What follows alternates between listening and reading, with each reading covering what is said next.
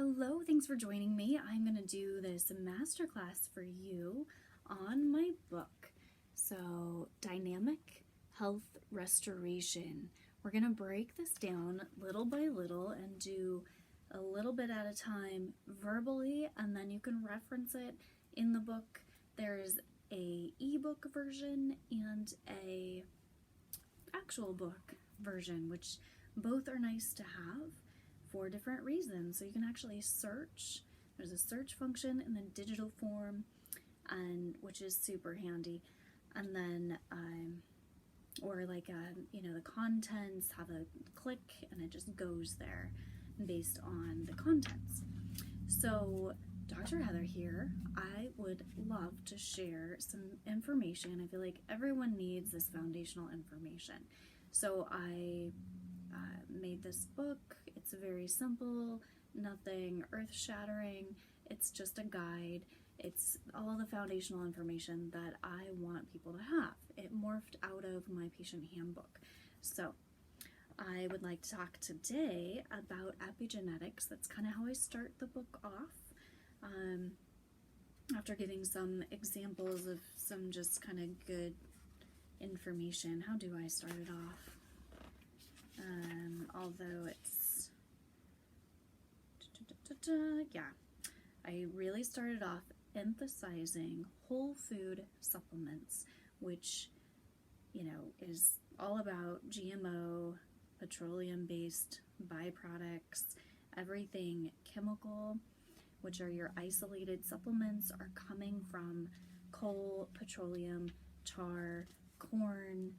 No matter how pure it is, those are chemicals. And so that leads right into, of course, being GMO, leads right into the epigenetics. So I talk about epigenetics as taking control of your health, not only by what you put into your body, on your body, as far as products, lotions is a big thing, hair products, all the stuff we have in our environments, all the cleaning materials, everything around us.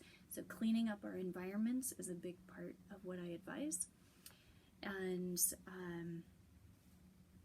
not only, the physical things around us, such as everything I just listed, but also our emotions. So we're going to go into that in this book. The first kind of half of it, I would say, is dietary information, just really basic stuff.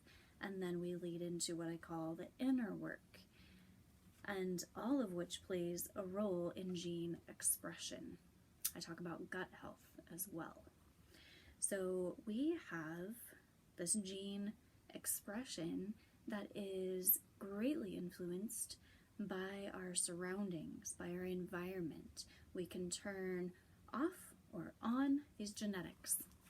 So controlling our environment is really something we do have a lot of control over, right? We have the ability to create up to 2,000 varieties of proteins, and that's where the magic happens, proteins, with our cellular structure, with our DNA and RNA. And this regenerative process depends on all these multiple factors that I mentioned: our environment, our emotions, our gut health. So these variables are what influence this genetic expression, and we have 25,000 genes that generate 100,000 of these proteins.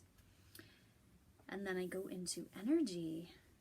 And energy is everything. We are condensed energy. So everything starts at that energetic level. I always have to explain this when we do biofeedback or some of the inner work, maybe some of the therapies that we do in the office.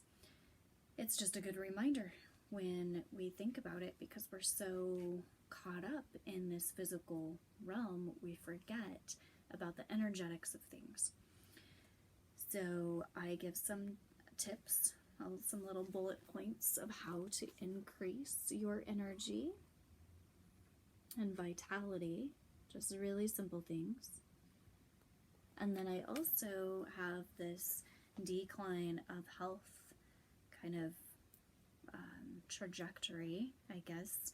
So we start out with that cellular insufficiency, which we wouldn't feel unless maybe we're really sensitive or we have a biofeedback machine telling us.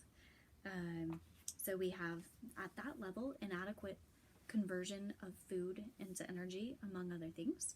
We have then organ insufficiency, so we get poor digestion, which leads to malabsorptions. We're not turning our nutrients into something that's helpful and beneficial, that creates the healthy regeneration, and that's where we get genetic default, where we switch on disease pathways rather than feeding our body nourishing foods that we also are turning into nutrients, so we have healthy gene expression. And then we get toxic buildup because our body will be absorbing toxins when it's not getting the nutrients that it needs. So then we have insufficient detoxification and elimination. So toxic buildup happens. We get toxic on the cellular level and then in the tissue level. Then the fourth thing down is further impaired cellular dysfunction, where that's where it happens on the gene level, gene replication. And then we have the inability to repair and rebuild body tissue, which we're doing on a constant basis.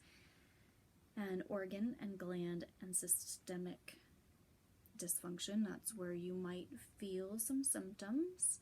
And this is the sixth layer down, guys. So then we have subclinical symptoms. Nothing that the doctor would pick up if they're doing labs.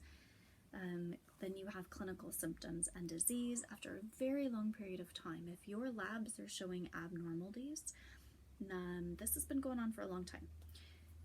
So then it prompts you then at the end of this page to look at the causes of disease. I'll stop there.